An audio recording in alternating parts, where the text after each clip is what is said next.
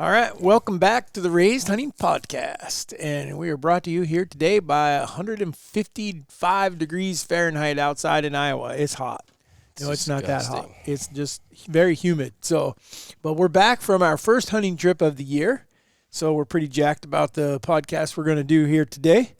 Easton is eating a peanut butter cracker over here as I've been eating lunch as we are getting started. So I apologize. I do as I always do. I'm sorry. That covers whatever they may say or do during this podcast. Beetle tits. Sorry for that. Yeah, there we go. It's already begun. So this is normal. Beetle tits. I don't know what that is. I don't know what that is either, and it makes no sense. So thank you guys for joining in. We appreciate the fact that you guys have been writing reviews and more people are joining the podcast. So thank you guys for putting it out there, letting others know about it. We appreciate it. Warren's got some shout outs to do real quick. We'll take care of a couple housekeeping things, and then we're going to talk to you about a little Western hunting. Shout out to Rebel 1900 on Apple. He said, just recently started following you guys. I love listening and learning so much about whitetail hunting. It makes my long days of cutting grass go by much faster. Just bought some buck junkie. Excited to see how it works on the rub tree I installed this year. Keep it up. Junkie. Wow, that reminds me, in case you didn't know, we sell our own products. We have something called Raised Scents, which is where there's buck junkie. We also have something called Raised Nocks, and Raised Canine. And you can get them all at www.raisedhunting.com. God, you're so slow. You're so boring. I'm watching him chewing as he's saying it. You beetle tit. Nobody's paying attention to it except for you because you keep bringing attention to it. Because it. Shouldn't you have been able to figure this out when you had us as little kids, that the more you bring attention to it, the more they're going to do it? Now he's probably going to go get another cracker pack. I wouldn't be Before he would have just gone on. No, I'm pretty hungry. So that would benefit me. Anyways, back to the YouTubers. So Apple Podcasts, if you guys would, please leave a review if you enjoyed it.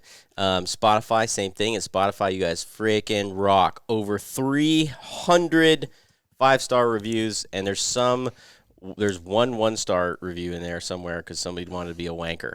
So we're at 4.9. We don't get to see who did that? I bet you it was a freaking anti. That's probably what it was. Or AI. I don't know about that. Okay, YouTubers. Tyler Akers, DX8WC, shout out to you. He said, speaking from experience, make the switch to Raised Scents. The results are undeniable and the best I've ever seen. I've used so many popular scents over the years. I get the nervousness behind using another. The scrape at it gave me results within hours. Sweet. Hey, y'all keep track of that. I want to see who can get the quickest pictures. They're going to have to I've got 30 minutes. Yeah, I was going to say, we're down. we're under an hour. Yeah. That's probably not fair for us to be in that conversation because we have unlimited supply. No, ours doesn't count. I'm just saying I want to hear from somebody else. But I think you could break the tie by how big the deer is. Yeah, mine's a doe. Yeah. Oh, wow. Brian Sheffield, 7037. Another great episode. Listen to the podcast, but we'll have to take the time to watch this one as I'm interested in the rub trees. I have some of the scents to use again this year. Love them. Eric Robards, 1209. Great episode, guys. Cannot wait to get my scents out very soon. You guys are goodness. You guys are the message, which we appreciate. Joey Kessinger, 6464. 5-star. Perfect timing for this podcast. I just got my Raised Hunting gel. We love it. Doctored up a scrape a couple days ago. Excited to see if it works compared to other brands I've used. Got the lighted Nocks too. And I can't wait to put them to work. Keep up the great works, guys. Nice. B&B Custom Game Galls. He says, absolutely awesome. Game changer. Been using the rub tree for the second year this season. Devin Yoder, 5631. Great podcast as always. 5-star rating to Raised Scents. Love them. Thanks for the shout out. What strategies on putting product on an already used rub? So we'll have to cover that one. William Ayers, SP4TT. Another great episode, guys. I will be purchasing some Raised Scents for next season to try. 100% right now. This is awesome. That's because the last episode we did was on I know, but a lot of them are already saying they had them. Well, I think Gene Gunther, 4325. Great episode this week. I'm about to order some Raised Nocks. after I measured my arrows last week. Nice. Jeremy Rupsing. Hey, guys, good stuff. I have Buck Junkie and Scrape King in both the paste and the oil. Looking forward to trying them this year. We're officially changing today's topic. Today's topic is about raised hunting T-shirts. We're going to talk about T-shirts, and then next week, I just got my T-shirt, just got my sweatshirt. So clearly, if you listen to the Raised Hunting podcast and you haven't bought yourself Raised Scents or Raised Nocks or Raised apparel. Canine, you are in the out crowd. Yep. Because everybody Get else on board, the my inside. man. Oh, love it. You guys are the freaking best. That is awesome. Jared Starman, -DC8CV, shout out to you. And he has a question. So maybe we'll go over his a little bit later in the podcast if we want to, in our What Would You Do? Because he says, you want me to read it now or later? Probably now so we can all remind you. Okay. He says, question. We just got a new piece of land, 50 acres, mostly timber. I haven't walked it yet, but what is a good strategy for hunting it this season? Should I play it safe and observe this season with cameras and see how the deer use the land, or hunt and scout as I go? I should not have... Note, I should have another 75 acres that I can hunt and am familiar with.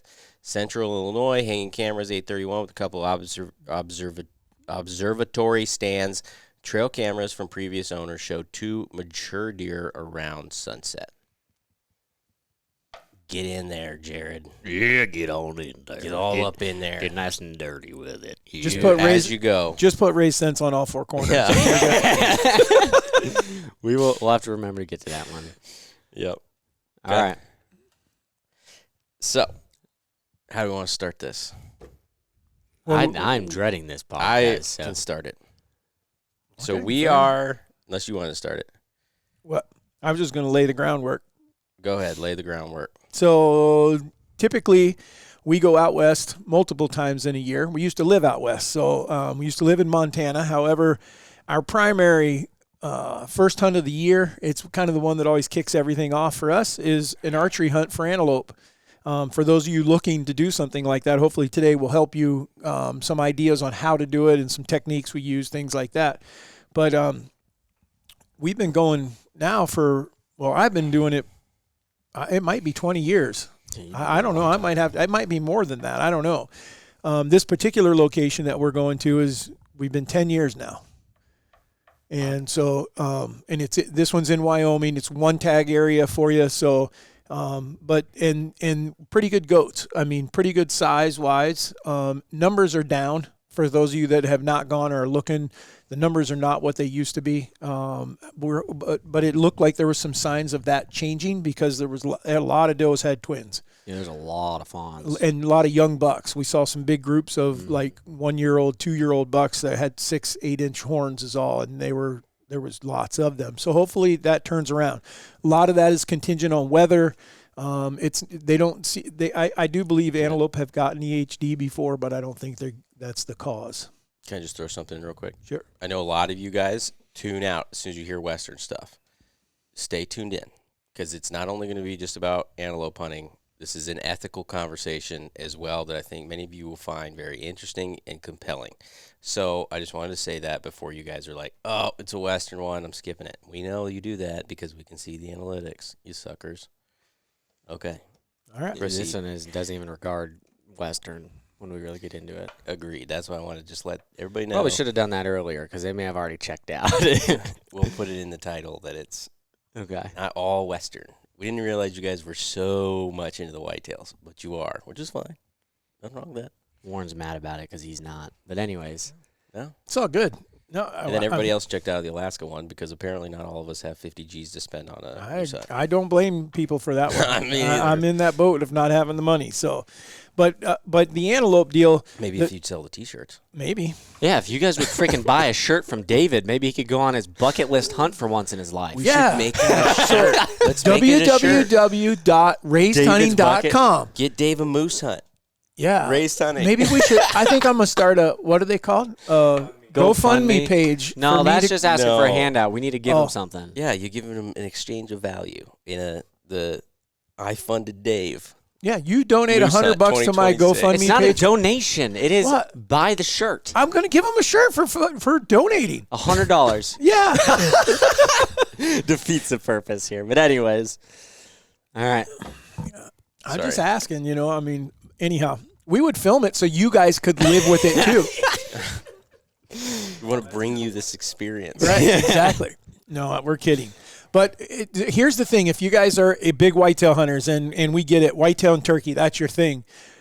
The great thing about antelope hunting is it's not super expensive. It's not a $50,000 hunt. Even if you go through an outfitter, I would bet money you're looking at under $2,000-$3,000. You can actually go do it on public land and just buy the tag. Tags are $350, I think. By $340 is what I just paid. Right. For did that include your archery and your BLM or state? You got to have some I think it was stamps. $340 and $70. Yeah, so $400. Yeah. So you could do that, and you can get away with doing something like that. The other great thing about it is what? I just have a great idea. Just hang on. Let me get through this. You asked me something. I didn't say nothing. So the other thing is it falls at a time of year when you're not hunting yet. So it can be a great way to get ready for the season. And for those people out there that have heard antelope are not good eating, they're just flat wrong. They're cooking them wrong or whatever. Antelope is awesome. It ain't a whole lot of meat out of the whole thing, and it's just a cool experience because you can spot and stalk them. You can use decoys. You can sit on water holes. There's a number of ways to hunt them, and all of them are fun. All of them can be successful. We've done it those ways all the time. One of the things, though, that we're very big on, and I think we can state that on this trip, let's see, we had 5 tags, 5 people killed antelope. We did not have a single shot over 35 yards, or even 30 yards, did we? How far was Tim's? Tim's was 30, right at 30. This is 29 or 30. 26. 18 or 21. Yeah. So Craig's was 40. mid. Yeah, Craig. His started sooner. So his started at 30. By the time he got around the pond, he was only 25. Started sooner, or shorter, or closer. Right. It was his first shot was 30 yards. I think, who am I missing? Mine. Yours was 8. I think 18. it was like 17, 18. Yeah, I wasn't very far. So there you go. Western hunt under 40 yards. And 2 way of under. those were spot and stock. Mm-hmm. No decoy. So at all. I think you guys let us know this idea now because now I think the idea just got better. I think we do make a Dave's Moose Hunt shirt. However, we got to put something in this for everybody else. So, whatever, every shirt that somebody buys, we're gonna have a Dave's Moose Hunt and then a question mark Moose Hunt shirt, and you just keep splitting it. So they buy a shirt, we put 50% into your fund, and we put 50% into a fund to give away. And when you hit the number, 2 people, we're going moose hunting, or we go first, so that we can make sure that you're gonna get a good experience, and actually have a decent place to go hunt a moose and make sure that we somewhat can send you on a good hunt because it's going to be a hunt of a lifetime. And then you can also send somebody else on one. So now not only are they giving you the opportunity to go on a hunt, but one of them gets to go. Right, they could be giving themselves a chance. Yeah. Let us know Let what us you know think. what you guys think of that. We need to call China for the shirts because they need to be cheap. Everybody would be all about it. They'd be like, get them costs down. We got to split this thing. We'd be getting freaking guys calling, did you guys seriously pay $8 for a shirt? How are we ever supposed to go on a freaking hunt if you guys are paying so much? Get cheaper ones. They'd be like, I already got mine. Increase the price on Frank. Okay. Back to topic. So anyhow, whose do we want to start with? I think let me ask Easton a question. Okay. What was your goal on the trip of the antelope hunt? My goal is to prove that you could get within or under, preferably, 40 yards on a western animal, but this one is specifically to an antelope, especially because they're live in a freaking prairie in some of the best eyes you'll ever hunt in North America. So get under 40 yards with no decoy, nothing else besides spotting and stalking with a bow. Right. That you made it that you wouldn't sit in a blind. Yeah. Which, just for those people that are listening, we set our blinds for our shots typically at like 25. I mean, sometimes we're as close as we've shot some at 17, 18. We do have some 30-yard areas, but we don't set them at 40 yards. That's not typically we're trying to be under 40 or even under 30 or under. Yep. So the argument is that you can't get close enough. You have to shoot long distance in Western hunting. And my goal was to prove, I don't agree with that, not even a little bit. My goal was to prove that. And I did, but, that was interesting. What was that? That was Dan growling in his sleep. Oh, I thought it came out the other end. So that was the goal. Okay. And would you say that you accomplished that goal? How many stocks did you have? 3. 3? Yeah. And how far was the first one? First one was in the wide open, no cover, nothing besides a sagebrush, and got to 47. Okay. Without busting him. Actually, he was at 37, but he got up and was milling around and moved to 47. Okay. And then the second one was 36. Why no shot on that one? To be honest, I'm not entirely sure. His does that he was with actually came into 25. We got up to them. They were all bedded. Then the does stood up because they were just milling around, and the does looked at me and Nick like, I wonder what that is. But then we were just sitting still, not doing anything, and crouched down. So we just probably looked like a rock or something, and they milled right past us 25 yards. And then the buck was bedded at 36, and I was just waiting for him to stand up. And I think one of the fawns got downwind of us or something, because when one of the fawns took off, he didn't even look or anything. He just got up and ran. So that one was, I was just sitting there waiting. I had my bow ready to roll, and matter of he just needed to stand up, and I was going to shoot him. Yep. And then the third one was 21. That was the bad one. Yes. So the third one, in the morning, I was sitting in a blind with my wife, and fortunately for me, her attention span's even less than mine. And so she didn't make it very long. It was till like 1 o'clock or 2 o'clock. And that was raunchy. What the frick? That was Dan. That was not Dan. That was David's ass. I'm just going to stay as far over here as I can. That's going to heat up in here. That was payback for all your comments. And so I'm not passing gas in a I put tight exclamation. confine. I put an exclamation point on your. You're a little delayed. That's all right. Anyways, so her and I made it till about 2 o'clock, and when we were bored, so we got out. But Tim had already killed one at that time, and then what did she do? She went and spot and stalked with you or something. I can't remember what she did. She went hunting somewhere, and I went with you guys. Oh, she went with Dad, and because that's when Craig shot, and then they went and picked up Craig, Right, and then they were going to try to scout a little bit to try to find another spot while we were hunting. Yep, that's right.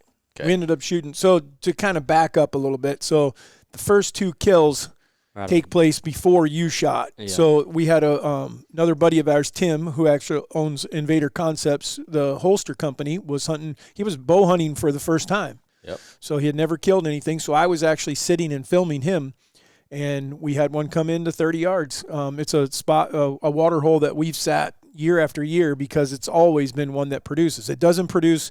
It's not like you see a whole bunch of antelope, but it always seems to have a buck or two that are coming there. So if you're willing to put in the time, chances are you're going to get a shot.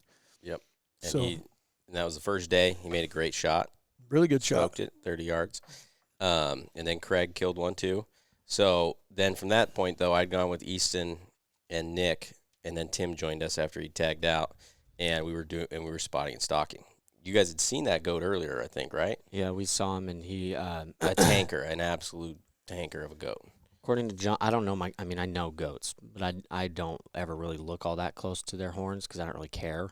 But it's an 80+ inch goat, and it's no doubt. He's freaking big, and he was actually on the place we had permission to hunt, but jumped the fence to the neighbors. That's why we didn't hunt him in the morning. Yep. And so then once I started hunting with you guys, I kicked Nick to the third angle because I wanted to be up in the action. And so you and we go back by the spot you guys had seen him in the morning.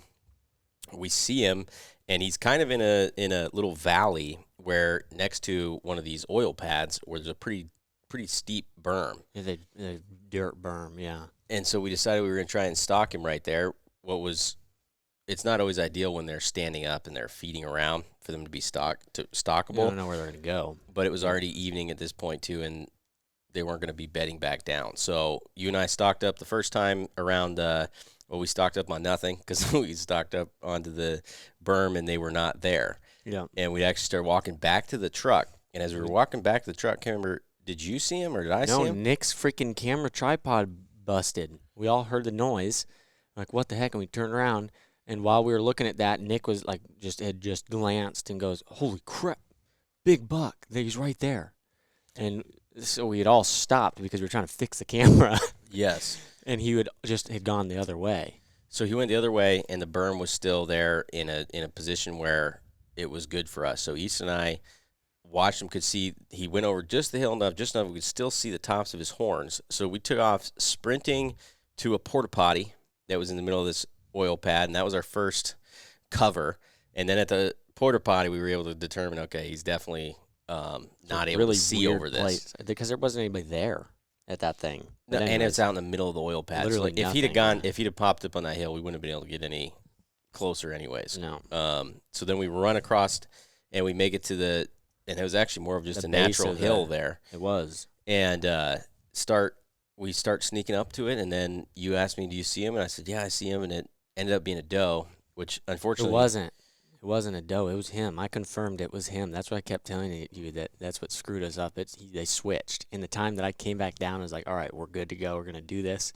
They had somehow flip-flopped. Because I confirmed on the one that we were looking at, there was big freaking horns on it when I peeked up the first time, so I could get a yardage, because I didn't want to get to full draw and then judge my yardage. I wanted to do it before. Yeah. And it was him. And so then I come back down. We're discussing, like, very shortly. But that one I was filming the whole time was definitely a doe. So you said right. Yeah, but that's when I was at full draw when I said right. So you're saying I wasn't on it? Yeah, you weren't. Yeah. Okay. It was before that. Okay. So then we come up the bank, and then I'm filming, and I can see what I thought was the buck at that time. And you came to full draw, and then you said right. And so fortunately I pivoted to the right, and the buck was standing right there at, you think it was 21 yards? I think so, yeah. So he's 21 yards. He was quartered to us just a little bit, and Easton shoots him. And from what I thought, he smoked him because he hit him right in the front shoulder, but he runs over and piles up the first time. Oh, yeah, ate it like you want to see him do. I mean, like, perfect. Yeah, so he smokes him. I mean, just like I was pretty sure he was already dead. I mean, it was in less than 10 seconds. Then he manages to, like, kind of get his feet again, but he's not really has his feet, runs into the fence, got wrapped up in the fence, and somehow Easton, for whatever reason, just went total ninja mode, had cleared the fence, like with one hand. We have it on video. It's freaking wild. Easton jumps the fence with one hand, runs over there, and is at full draw to shoot him again when he's in the fence at, 10? 20 yards. 20 yards, and he, right at the last moment, which he'd have been hard shot anyways because he was, like, going nuts in the fence, manages to break the barb, yeah, I looked. The wire, and get out of the fence, and so Easton can't get another arrow off.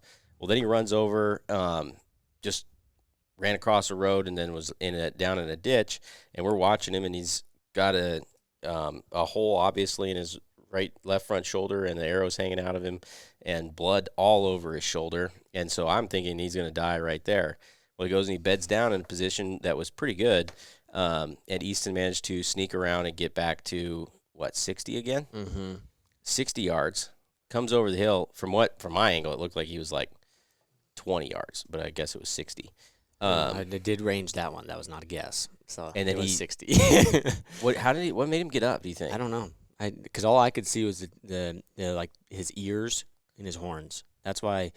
Because if it was 60 yards, in all reality, at that point, I had already wounded the animal. And I thought I was in a good position as far as where I hit him, but clearly he was not dying. So at 60 yards, if he was laying there, I would have gotten another arrow in him. Well, this is another all arrow in him within an hour. Yeah, but I'm not going to just put an arrow in his ear. So yeah. I just was sitting there waiting for something, and all of a sudden just freaking boom, gone. Which was your wind? Blowing in my face. See, I don't know, because I definitely knew he knew something, because he never moved his head the entire time until you were about 60, and then he did this, and then he went back. But that was the only time he'd ever done it, and then it was within like a minute he stood up. Yeah, maybe he just felt it or something. I don't know. But so he stands up, runs off. Then he runs another 200-300 yards, and he beds again because he can't. I mean, he's super messed up, and I was convinced that you had at least one lung. And so Easton came back, and he was super distraught over it, and I had to talk him out of staying there all night. I'm like, dude, I think we tried to get another arrow in him. Just let him bed down. It should be one lung. He's bleeding heavily. He broke the front shoulder. We should be able to come right back here in the morning and just walk over and get him. And so I guess that was on me because I convinced Easton that you don't need to sit out here all night. We just need to give him time, and this antelope should be dead. Well, we came back in the morning, and he wasn't there. And then we looked for him for 2 or 3 more days. John's still looking for him right now, and we had 1, 2, 3, 4, 5, 6, 7, 8 people, and 8.5 if you count John's daughter. Well, no, there was 2 of them there, so it could be okay, 9. So we had 9 people looking for this, walking everything, looking for this antelope. So then we looked for him everywhere. John pulled out his Ranger and started just cruising I think you guys did 14 miles. Yeah. 14 miles looking for him, and could not turn him up. There was one neighbor that he could have possibly gone over to, but it was sheep fenced on the bottom. So we didn't really think that was a viable option. Also, we did look. I mean, you could see it well enough that when me and John checked the fences and everything, that I made him stop, and I freaking sat there for probably 15, 20 minutes glassing it. Yeah. So long story short, we looked everywhere. And I don't know what happened. After you shot Stovepipe, was it your first arrow that hit him in the head? Oh, yeah. Okay. Yeah. How long did it take you to turn him up again? 13 days. Oh, to turn up again? Just to see him. No, every day. For like 4 or 5 days, I saw him every day. Okay. So I mean, I was fine. Okay, that's a long story. But I shot an antelope through the head. On accident. On accident, not on purpose. It was a big thunderstorm coming, winds blowing.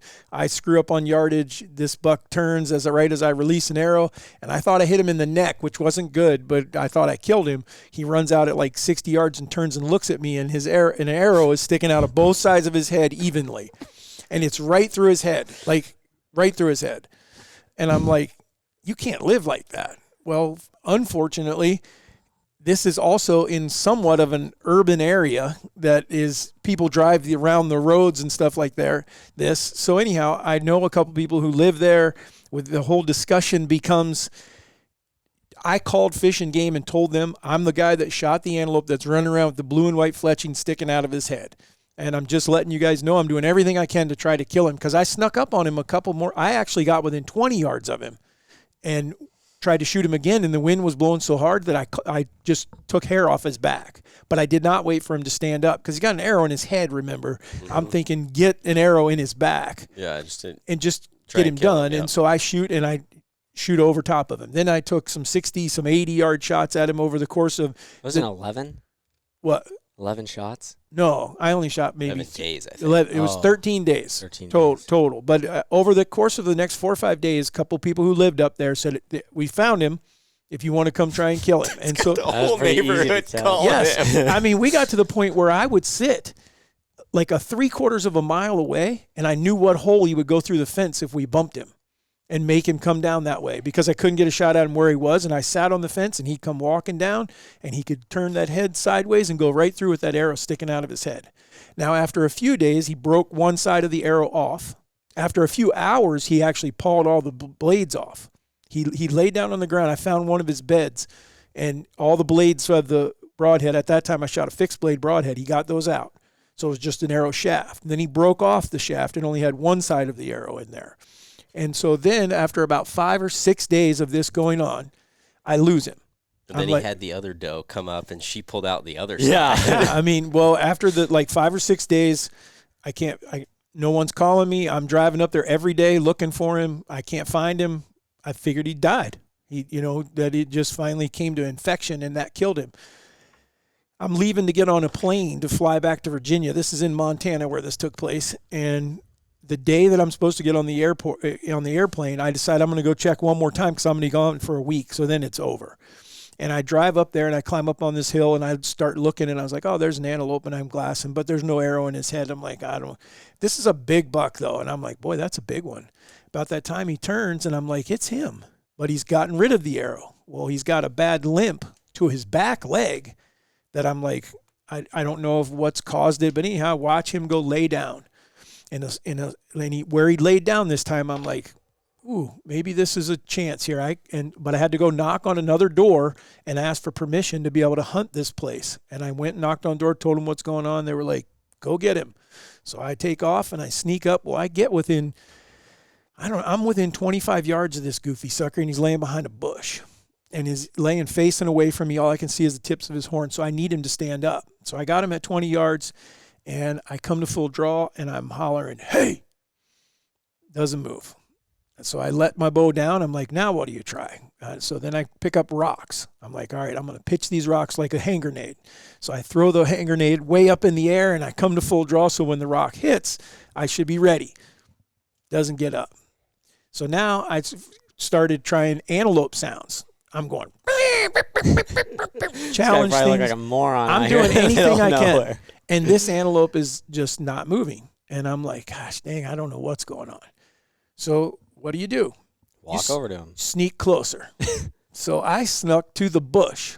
So I'm actually physically within 3 feet of him when I decide I'm just going to draw my bow here, stand up, and shoot him. Why did you have to get that close? Because there's nothing in between me. He was on a. Yeah, but if he's that, why not just step to the right and shoot him? Because the bush was where he was. You couldn't, like, I would have had to go over here at 20 yards, and he'd see me and just run off. Well, he wasn't running off from everything else. Well, but he would if he saw a person. He couldn't hear. Yeah, that's fair. Right. So, I didn't know that at the time. Later on, I figure out that the reason that all that I just talked about doing was because I had punctured his eardrums and he couldn't hear. I didn't know that. But anyhow, so I crawl up to the bush. The only thing I have to do, I'm literally within 3 feet of this antelope. He's on one side of the bush and I'm on the other. And I'm hooking my release when I look up and he's looking at me. And I look back now and I'm absolutely positive of this. He smelled me because even with the wind blowing the wrong way because I was so close. And he didn't know what to think. So he's standing, he's like, where'd you come from? And he takes off running. When he takes off running, he hits the angle of the other hill, and so now he's broadside, and I realize all of a sudden I'm at full draw, because I just came to full draw like naturally when he was looking at me. I'm like, he's only like 7 yards.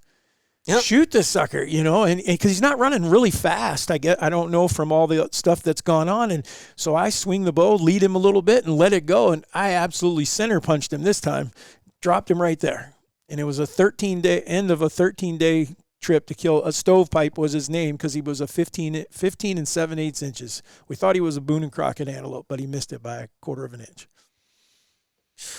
Did you think about just putting him in a headlock? I didn't know what to do. Wouldn't be able to get out of it. That arrow would keep him up in there. Well, he did that. The arrow was gone. All the arrow was gone now. Oh. So what was the longest period that he ever disappeared for? 6 days, 5 or 6 days. Oh, really? Yeah, I couldn't find him. You him. were looking for him hard? Every day. Oh, okay. I had to work, but I would go up there and I spent hours glassing from all the different things and could not figure out where he went or how he got. But at the same time, you'd have to understand where I was hunting and where we were hunting this year on your situation was quite a bit different. I couldn't see everywhere that he could have gone. I didn't have permission to go on a lot of the ranches and stuff there. Well, so because from that story, meaning while we were out there, me remembering you telling me that story, I felt as though he's probably dead, because as much as we looked and the amount of time that we spent also looking for other goats for like me and Alyssa in that same area, I felt like if he was alive that at some point we would have seen him. Bumped into him, yeah. But now maybe if you're saying that he disappeared for 5-6 days, maybe not. Maybe he is alive. But again, we were able in Wyoming this year to cover like anywhere that goat could have gone. We pretty much could see. We might not be able to hunt it, but we could glass it. So that made me feel like he was probably dead. I truly felt like the antelope went somewhere and died, and we can't find him. Yeah, which is, you would think that that's not necessarily the case, but when you're out there, it's such huge country that it's, and antelope honestly aren't that big. Well, the issue is if they just even I mean, if he is dead, then he's laying there. And if he's laying there, unless you could somehow get lucky and he's sitting there upright and where he died, then he's laying on his side, and there's your sage and your grass and stuff is tall enough that you're going to have to be Yeah, 10 right. yards of him to be able to see Yes. anything laying there. Yep. So we absolutely walked there and covered everything that we could. But from that point, you know, Easton did the right thing and said, that's my tag. I'm not shooting anything else. It's my tag. So when the next days we're out trying to find an antelope for me to shoot. And as we're driving around, we were looking up a ravine because there's this big ravine that had a lot of good stuff for spotting and stalking. And I saw an antelope about probably a mile away. And then I saw another one that was in a fence. And so I actually told those guys, I said, oh, that sucks. There's an antelope that died in that fence. And as I'm saying that, I'm looking through the binos, it starts kicking around, trying to get out of the fence. And I'm like, holy shit, it's alive. So we drive around to go try and release this antelope and let it go. And we get up there to the antelope. We all get out of the truck, and I just walked up to it because I could see that the only issue is that its leg had gotten from the top barb to the second barb. Its left leg was just pushing against the second barb through the top one and the bottom one, but pushing on the bottom one to where he couldn't get it undone himself. He couldn't get any leverage. Yes. So I just walked up to him. Craig grabbed a shirt and stuff like it was Crocodile Dundee. But I didn't even let him get to that point because I was like, I don't think it's going to be that hard. So I just walked across the fence. I walked up behind him, pushed his leg forward a little bit to get it out of the fence, got out of the fence, and then he still couldn't get off. So I lifted his legs up for him, and at that point he starts making this terrible bellow because I'm sure the barbed wire cutting him probably hurt, but I was just trying to let him go, you know, and so I lifted him over and let him down, and he was able to get out of the fence. But from that point, as soon as I let him out, it was evident that he was probably not going to survive. Not probably.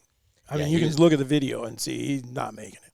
Yeah, it was one of honestly, as a hunter, it was probably one of the worst experiences I've ever had as far as how I felt for an animal, because you knew that poor antelope had been laying in that fence.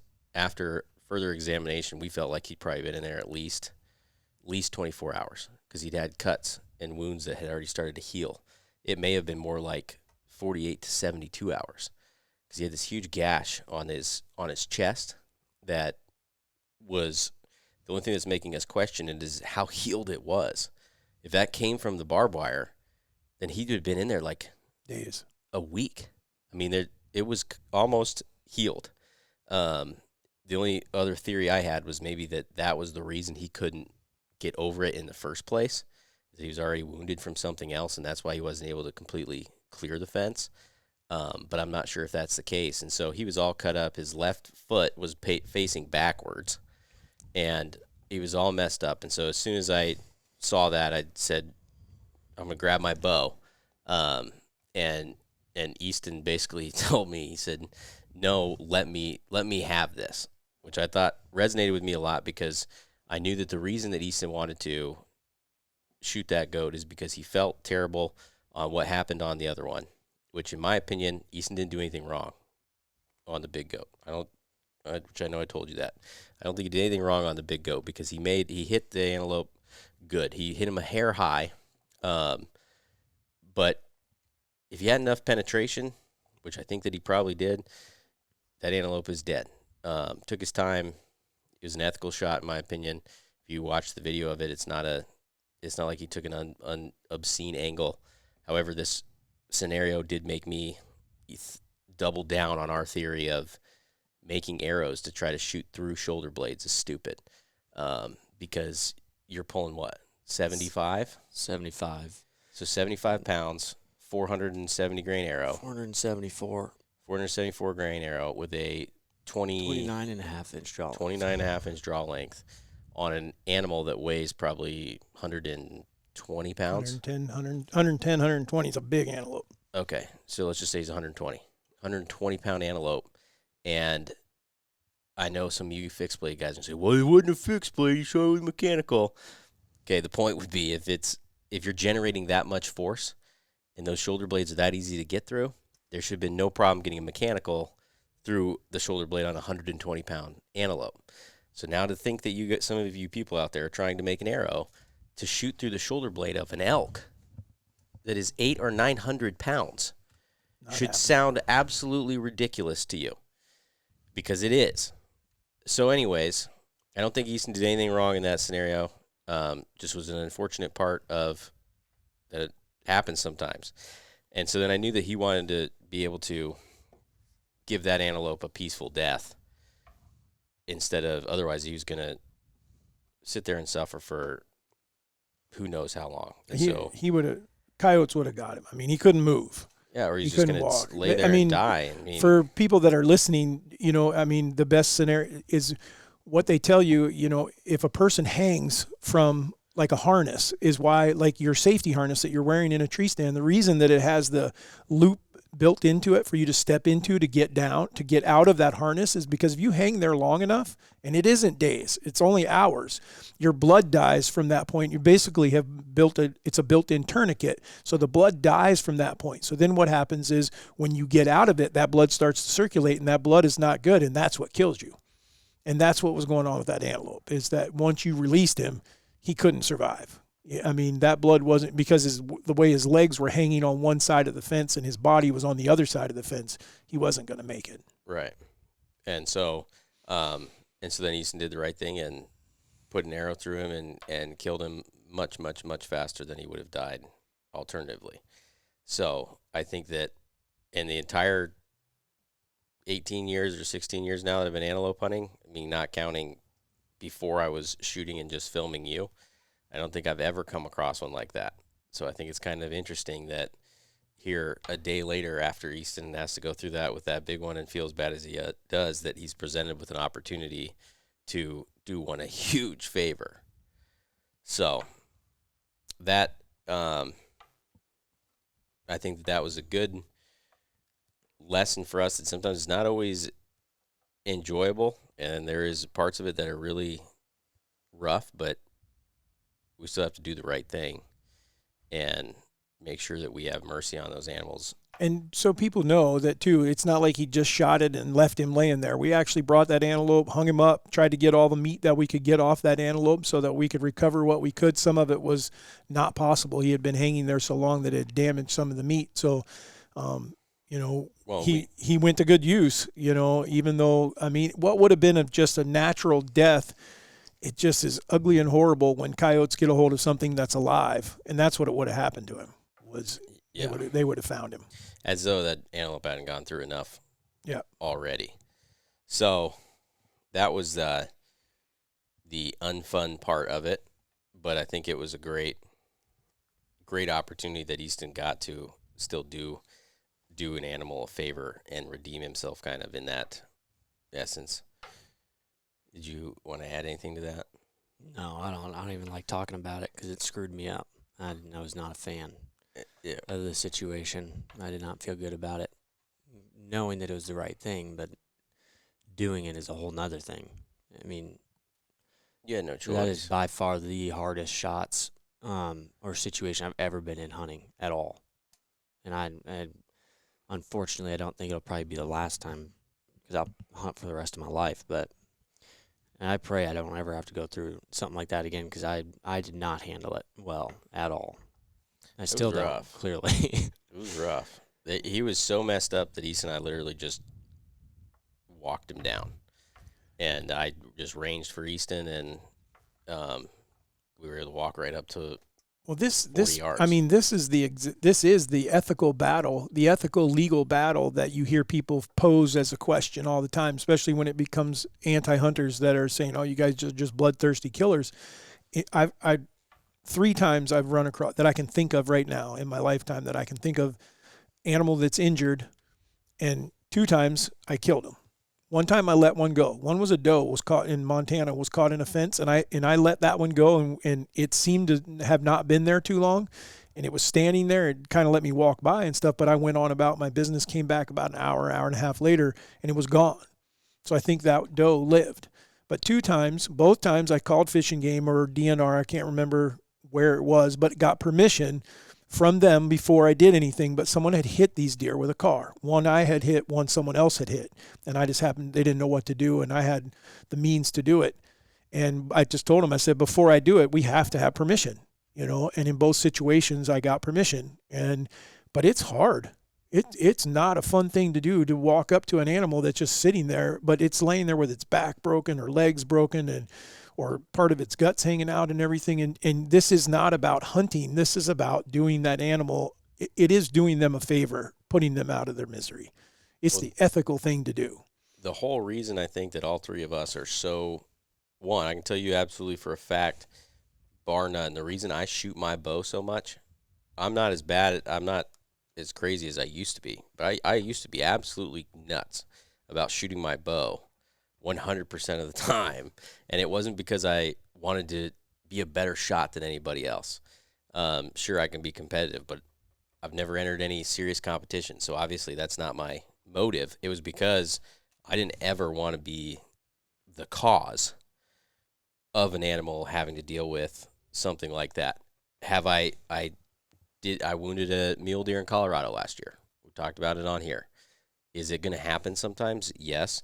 However, if you take high percentage shots, not shooting them at 60, 70, 80, 90 yards, it's a lot less likely. If you take good angles, if you take and you take shots that you're comfortable and confident with in conditions that you can make the shot, I wish I actually had the legitimate numbers that I could sit here and look at, because I would bet that if you combine the three of our shot to wound ratio, we have to be like 96% success.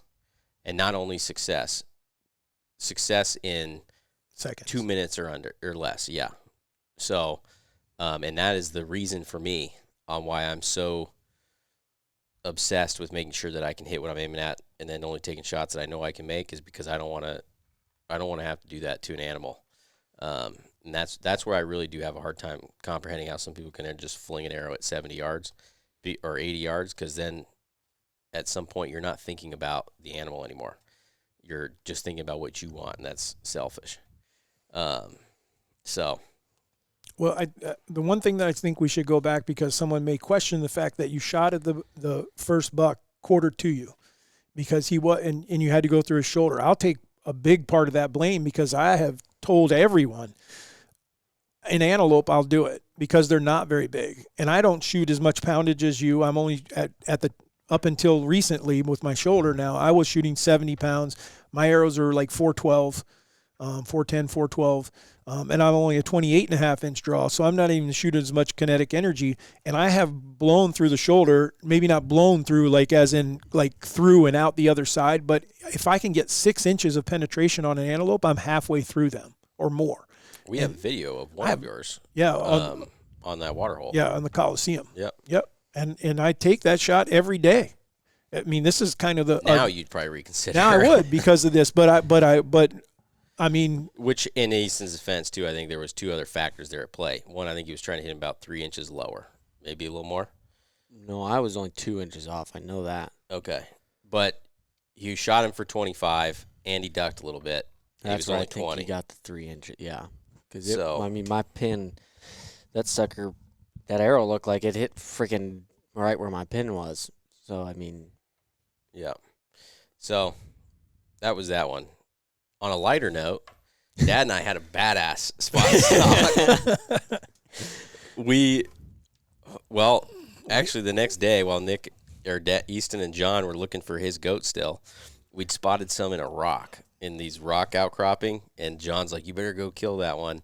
So after some really hard convincing, he convinced me to go and stalk that antelope. Nick and I got within 10 yards. So there's another spot in stock for you. We're sitting there at 10 yards. I threw one rock over him, and he didn't do anything? Dude didn't do anything.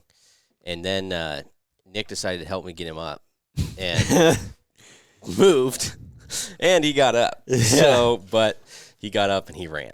So, which I knew Nick moved immediately when he said, "I don't think he saw anything unless he caught me moving the monopod." And I'm like, Well, then, Nick, he probably caught you moving them on. There's only one option here. So that one ran off, and can't remember if we got close to any others. Then Dad and I, the next day, Dad is the patient one, and he wants to sit under a water hole. You got close to 30 yards. I've watched you guys. That was the next day. Oh. That was me and Yes. him. You're talking about me and him. Yeah. Yeah. Yeah. I thought it was a lot further. You guys said it was close. Yeah. Oh, we were real close. Yeah. So the next day, Dad's patient. He's good with sitting over water. But all of his hunters had pretty much tagged out or were attentioned out because Alyssa was not sitting in the blind anymore. And so Dad goes with me, and I told him we're spotting and stalking. And we'd been looking around all morning for a decent goat in a decent spot. It wasn't until we ran into you guys that we found one in a decent spot. Mm-hmm. And so Dad and I went on the first one, got within 34 of that one, and which I think actually might have been the same buck that Nick and I had stalked the day before, and had another goat come running over the hill Just from blew it. out of nowhere. Yeah. Got him up and messed up the whole stalk. Because I was also, you might be thinking, well, why didn't you just shoot him at 34? Because it was blowing. The wind was like 40 miles an hour. Yeah. And so I really wanted like 20 yards. Yep. And so then we went on, found another one that was in a good spot, tried him. He caught us in like 2 seconds. Then we went down, got to 38 again on that wide one. Yeah, I think I said right at 40. Yeah. We got to 40 on another one that had gotten up in the time that we started to stalk him. And he had turned around, so we didn't know he was facing us now. Yep. Dad and I come over, and he's staring right at us. What saved him was the fact that his horns laid flat, so you couldn't see his horns first. When you saw these horns, you were also looking at the top of his head, and he was looking at you. Yeah. And that he turned around. Yeah, that was really really facing fortunate us. Yes. for him. So he got lucky. Then we're continuing down the road, and we decided now, like, if we see any in a half-decent spot, we're just committing right away. Well, we were going by an oil pad and see one, and I said, holy crap. And then Craig was driving, sort of like, don't stop. Just keep going. And so he goes a little bit further and then gets us down deep enough in this ravine where he can't see us. And so Dad and I bail out like James Bond, and we start going up the hill a little bit, and then we could see, I can't remember, how did we get in behind that? We just telephone guessed. pole. No, we did. But we just I mean, we knew there was some structure. Like what Warren's explaining is these oil pads are out in the middle of the prairie or the middle of sagebrush. And so anyhow, he was next to one of those, and it was like, well, there's some stuff there, but we needed to get up there quick because they keep moving around. He was on his feet. He wasn't bedded, and so we were afraid he'd feed off somewhere else. So we took off up there until we could see him. Once we saw him, then we just got that there was like a little gray transformer. Yeah. That was probably 2 feet by 18 inches by 18 inches, something like that, yeah. Yeah, we could see just enough, and then we had to get just his head behind that. And Dad and I sprinted to 60, and we couldn't get any closer because then we were close enough that we were going to be, he's just going to see legs walking across there. So we just crouched right there in the higher grass, and he starts feeding to the left. And there's like it looks like an ice shack. And you said something, I can't remember what you said, but he starts like feeding towards this ice shack looking deal, and I'm thinking, no freaking way. No way he's going to feed over there, walk behind this, and Dad and I are going to be able to just sprint up there, and then he'll be like 19 yards from it. He just casually just keeps chewing his cud and moves over, gets right behind that. That's what it was. I was saying I was going to wait a second, make sure he was fully behind it, because his head just went behind it, and then Dad's like, no, and so he like starts to go. It's like, okay, I guess we're going. So we sprint across this thing. We get to the little ice shack deal. You stayed back. Yep. And then like went over to the right to where you could film him. And so I'm like, are you on him? So if anybody saw the photos on Instagram, this is the story that connects to that picture. Yes. Of Warren at full draw. Which we'll go over that in a minute too. Yeah. So he's like, yep, he's right there. And so I'm like, holy crap. So I draw behind this thing, and the wind's still blowing like 40 miles an hour, but now it's behind a berm, and it's the perfect angle where it's behind this shack thing. So there's no wind, like none. I'm like, this is ridiculously perfect. So I just pop out, and then there he is at like 15, 16 yards, I think. I don't think he was 18. I think he was closer than that. He was very close, really close. But he's facing straight away from me. And so anyways, I waited until he turned just quartered away slightly to where I felt like I could get it in up in the last rib, and then I shot him, and that's exactly where I hit him. However, he did, when he went to go and kick, he went to, like, they'll kick at flies, he went to kick like at a fly, and the arrow, the blade caught part of his hind leg. Yes, which I will say, and this is, I guess it's an endorsement or something, but we're not working with them anyways, but I've been shooting the Beast broadheads from the Bomars. And I will say, one thing that I really like about his design is it will give, those blades will give if it hits a piece of bone like that, so that the arrow doesn't deflect. And I think that might have helped me, help that arrow stay true in this instance, because it still hit him exactly where I was wanting to. But it cut his leg pretty good. But I think that blade just moved back, and then it still hit its mark, and he died in 9 seconds. So what Easton just mentioned, though, on Instagram, is I posted a photo of it on Instagram, and I got to say, there's a few of you that I know listen to the podcast that said something, and I'm glad that you guys were in there, because the amount of people saying Texas heart shot, you put one right up the pipe, was not even really what I was intending on with the post, but I was kind of shocked. And I'm like, no. And then there's a few people in there that I think listen to the podcast, and they're like, I'm pretty sure he didn't take that shot. And they're like, going off what they'd talk about on the podcast, I bet he didn't take that shot. And so what I did want to say about that, and I'm going to do it in a video too, is why would you take that shot? If you have an antelope that is 16 yards away, completely calm, he had no idea that we're there. He's going to turn. Worst case scenario, if I can't hold any longer, I can just go like this, let down behind the shack again, give him 10 seconds, draw again, and move back out and shoot him. Why take the risk of trying to hit a quarter? And hit a quarter and get it 40 inches up into him to make sure that I hit the lungs. Why would I do that? I'm having a very hard time comprehending that. You don't need to do that in that situation. Wait till they're quartered. And I took a hard quartered away shot, but it was 15 yards, and I was super comfortable with that. I knew I could hit exactly where I wanted to, and I knew at the same time, not only was I going to hit both lungs, I was going to hit everything else along the way. And it was 100% true. At 9 seconds, he was dead. So I just don't know why you would take that shot. It's a timing thing, I think. That it's a stress or anxiety. Knowing that you only have a certain amount of time to get a shot a lot of times. By the time you get to full draw, and for instance, you stop a deer, you need to have that arrow off in 8 seconds? I mean, it's less than that, but when it really comes down to it. But as far as from when you get to full draw, stop them to shoot, you need to be ready to settle your pin and shoot. And so I think that you get so amped up in the moment, and you get to full draw, and it's like, this is it.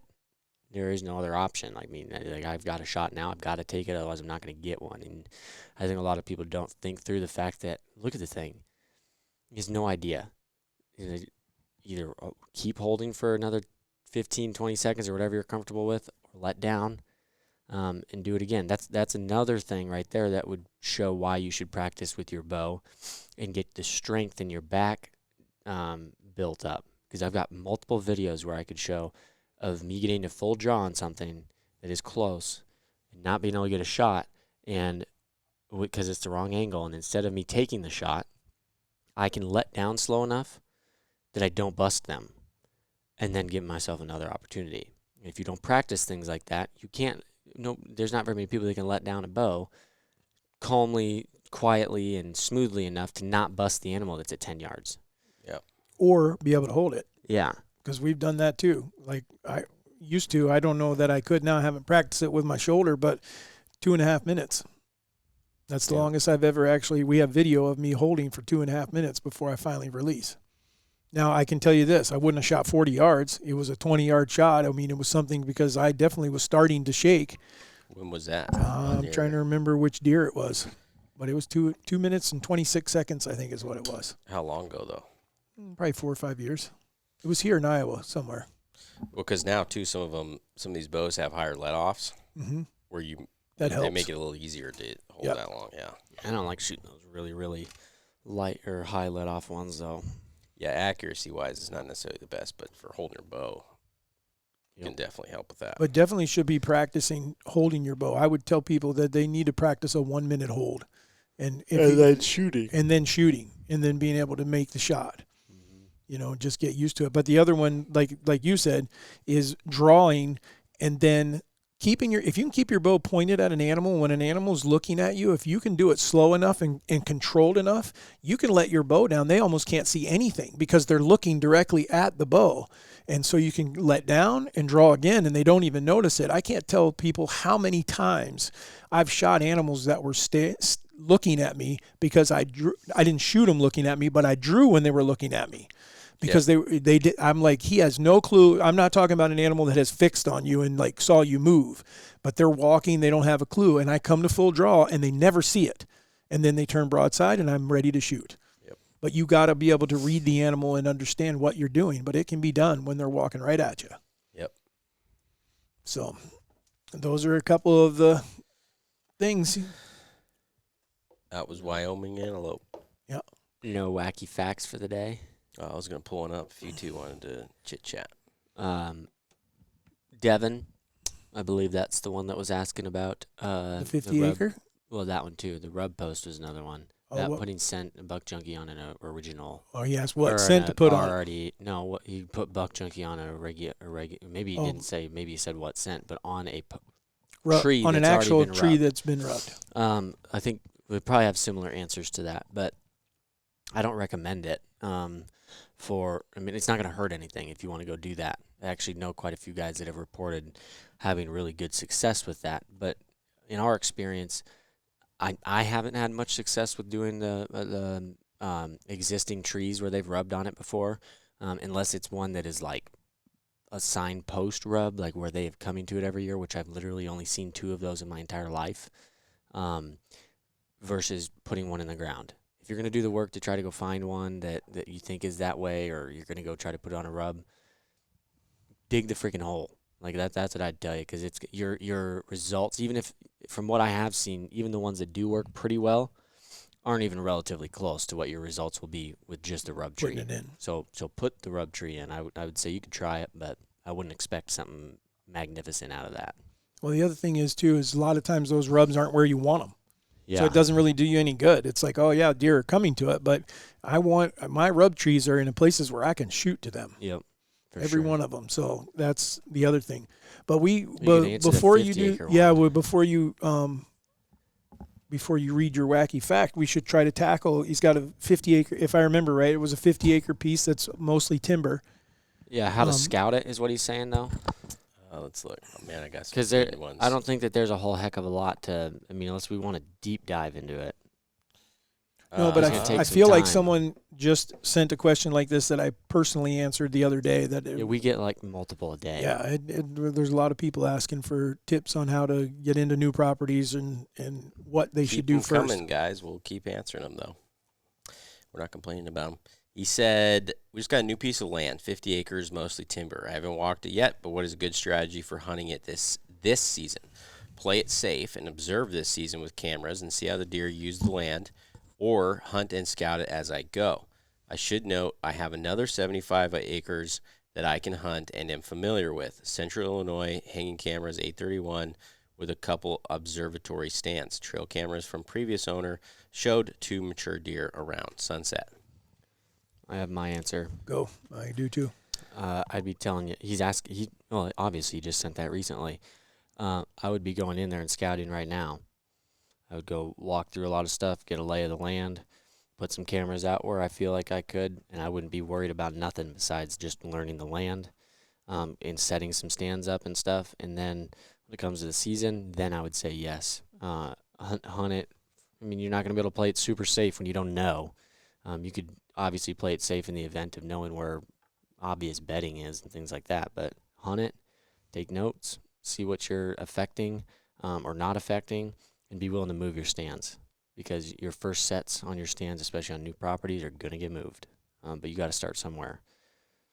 That's pretty much the same thing that I was going to say, except for maybe I would add, pay attention to the wind that you have on your other farm and see if you can set some stands that are a different wind on this new farm. And that'll give you that'll give you an opportunity to have some other places to hunt when you don't have the wind that you want to go on your other spot. If that works out, you can do that, but that would be one. But I would agree, getting in there now and being able to start seeing you're not going to do much damage, I don't believe, getting in there a month before month and a week or something like that before the season. So the best way to learn it is going to be hunting it more so than trail cameras. I mean, trail cameras show you some, but they don't show you everything. Yep. I was going to say the same thing. Scout it and hunt it as you go, because you're never going to learn more about it than you would during hunting season. Yep. That's when you need the information, so you might as well get in there and get gritty and be hunting it now to be learning what they're going to do. And then when you shoot one, then you got to hit the gritty. Yep. Lauren said, get gritty. Get gritty. And we all, if you guys want to see a funny video, everybody should like comment and request Warren and David doing a gritty competition. If you don't know what a gritty is, I didn't either at first, but it doesn't really matter. Just type that in. It wouldn't even be one because Dad doesn't even know what it is. It is freaking hilarious. It is going to be wonderful. Anyways. You ready for your wacky facts? Yeah, I'm ready to vote. The little button man is ready. Did you know that in California, it is illegal to lick toads in order to get high, as some people were getting injured by the toad's poison? Curtis is never going to move there. I'm good on that. He's eating a tree frog. What the? He'll tell you. It'll get you higher than a kite, but it'll get you sicker than anything else right away. You did not know that going into it. In Kentucky, it is against the law for a woman to remarry the same man 4 times. Could they cut it down? I feel like, make up your mind. I've heard of people that have remarried the same person. I feel like Kentucky's like, if you guys are making it to the 4th time, it's just, we're telling you. How many times have we told you that you're not allowed to marry your cousin? I'll do it. I'll give you 2 on that. Yeah, that was a pretty good one. That explains a lot about Shane. That's wrong. Shane's going to stick you for that. Hey, we were supposed to do a shout out to Foster. Oh, yeah, we were. You know, because he made us a raised hunting barrel top. Yeah, we need to hang it up. It's cool. Actually, we were supposed to be saying that Shane got it for us, but you already ruined it now. Yeah, good job, Dave. Sorry. I know the real story. The real story is Foster's a good dude, and he listens to the podcast quite often, and so he built us this. It's really cool. It's carved in it. It's not painted on it or anything like that. It's carved into the top of the barrel lid. It's hanging in, or it's sitting in our office. We need to hang it up here. Yep. Last one, because you'll be upset you missed out on this one. In Ziegler, Illinois, only the first 4 firemen on scene get paid. You volunteer? I don't know, but it's a great incentive for him to get there fast. To hurry, get your ass there. Yeah, but if I'm not going to make it, it's also a great decentivizer. If you're 5th, you just turn around and go home. Yeah, let their house burn. Saying. I don't really want to vote on that. That's not a lot great. But it is great. This is interesting. I'll give it to you because Dad's a firefighter. All right, guys. Well, thanks for tuning in today. I'm sure this one's going to draw a lot of comments, so we love to hear it. We'll take any feedback. We get the negative and the positive, so we get it. But we sure appreciate you guys. Thanks for the reviews. Remember, go to raisedhunting.com if you're looking for scents, you're looking for canine stuff, you're looking for Nocks, and then contacting us. If Easton has been working on our website, so there's quite a bit of new it should flow better for you guys that are wanting to contact us about the podcast. Like you just have a topic, or you want something about scents, you have a question about scents. We're trying to answer more of you more quickly, so by doing it through the website. So check out the website and go that way. Yep. If you want to submit a podcast request, go to the website. You can scroll down a little bit, click on Submit Podcast Request, take you to a form, give us some info, and we'll get her going. Awesome, guys. Thanks for joining us with the Raised Hunting Podcast today. Later.